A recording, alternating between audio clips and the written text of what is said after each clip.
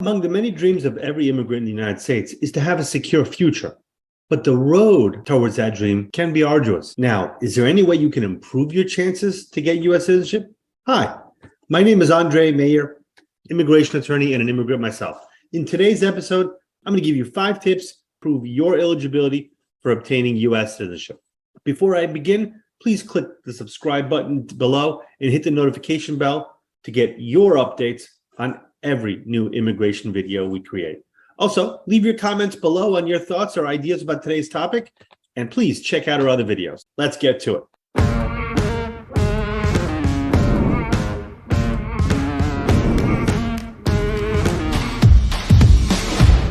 Having a green card is seen as good as being a U.S. citizen, but that just ain't so. And some learn the difference too late, only after having been put into removal proceedings, even after being in the United States for 20 years and having 3 U.S. citizens and a U.S. citizen spouse, and maybe U.S. citizen or lawful permanent resident parents. And now all of a sudden, they find themselves in removal, and they find, there really is a difference between a green card and naturalization. Now, naturalization is the process of achieving and getting citizenship in the United States, and it gives the person highest level of rights to enjoy as a member of society and is entitled to protection from the government. In return, U.S. citizens we owe our allegiance to the country, and myself included, I went through this process personally.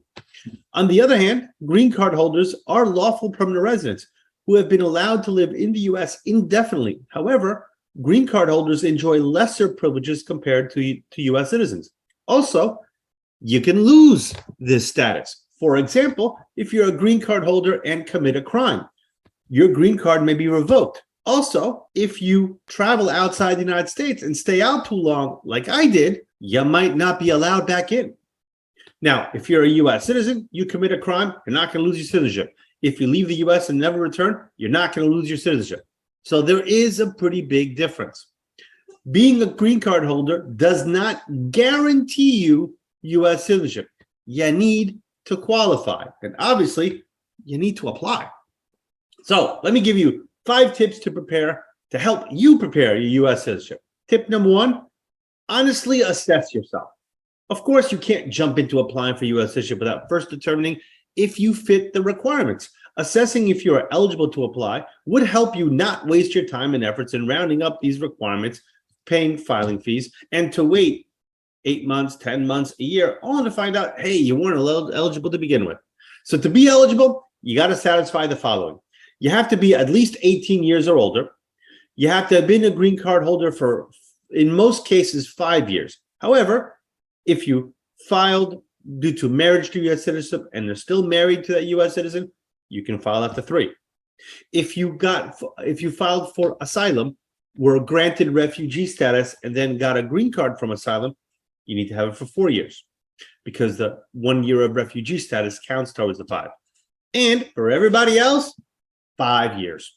Now, you have to be physically resided in the United States for at least half of that time, whether 3 years, 4 years, or 5. It's usually the 3 or 5. And you can't have spent more than 6 months outside the United States straight in any one trip. Of course, there are some exceptions, and we've talked about that in some of our other videos. You have to be residing in the state where you file for at least 3 months. So if you're in New Jersey and you move to New York, you need to either file in New Jersey before you move, or you need to wait 3 months in New York before you file. You must have, and you must prove that you're a good moral person in the years before you applied. For example, you paid taxes. You don't owe child support. You don't have criminal conduct like 2 or more DUIs. You also need to speak, read, and write in English. Again, there are some exceptions. You also have to pass a civics test that covers U.S. history and government. And USCIS gives you the 100 possible questions they could ask you, and they give you the 100 possible answers. So all you have to do is learn it. And you have to be willing to pledge allegiance to the United States, defend the Constitution, and serve in the country's military if required. Tip number 2, be responsible and organized. A key to a hassle-free citizenship application is that you're diligent in complying with the requirements and the paperwork needed from you. You must keep track of the steps. What documentation did you submit? Where did you file it? What evidence did you submit supporting the application?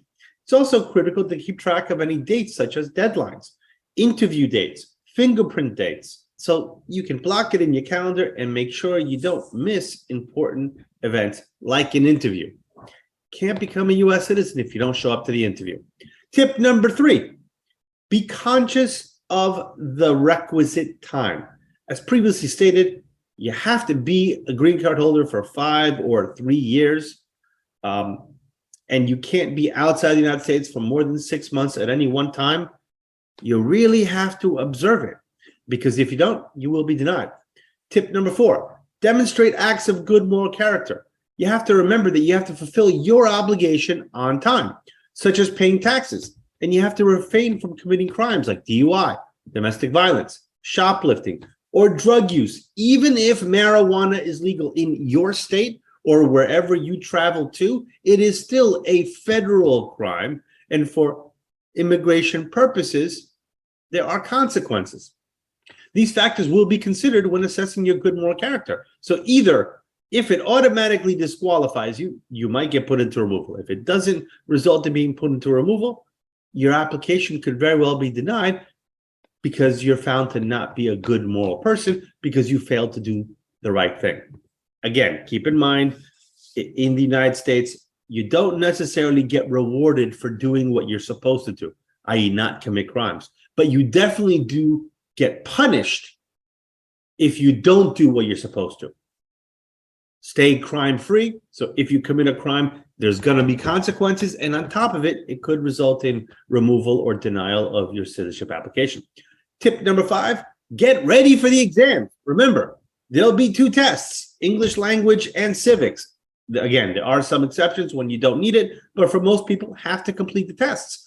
If your English needs work, hire a tutor or enroll in an English class. This way, you'll be ready on exam day, or you could do something simple. Every single day, spend at least 30 minutes listening to something in English or reading something in English. I know when I moved to Israel and I didn't speak Hebrew, I spent at least 30 minutes a day. I listened to the news every day in Hebrew, and I read the Israeli newspaper. And whatever words I didn't know, I circled and I looked them up in my dictionary. And in 6 months, I could speak and I could read and I could understand. If I can do it, you can do it too. Keep in mind, 3 or 5 years can seem like a long time. It's gonna go fast. If you're considering applying for citizenship or you need someone to guide you in your immigration journey, don't hesitate to schedule a consultation with our immigration experts. Give us a call at Andres Mecher Law. And that's all for today's episode. If you found this video informative, please like and share it with your friends who might be considering applying for a green card, a visa, or citizenship. If you have any ideas for future topics, things you would like me to talk about, please post it below. Until next time, stay healthy and be safe.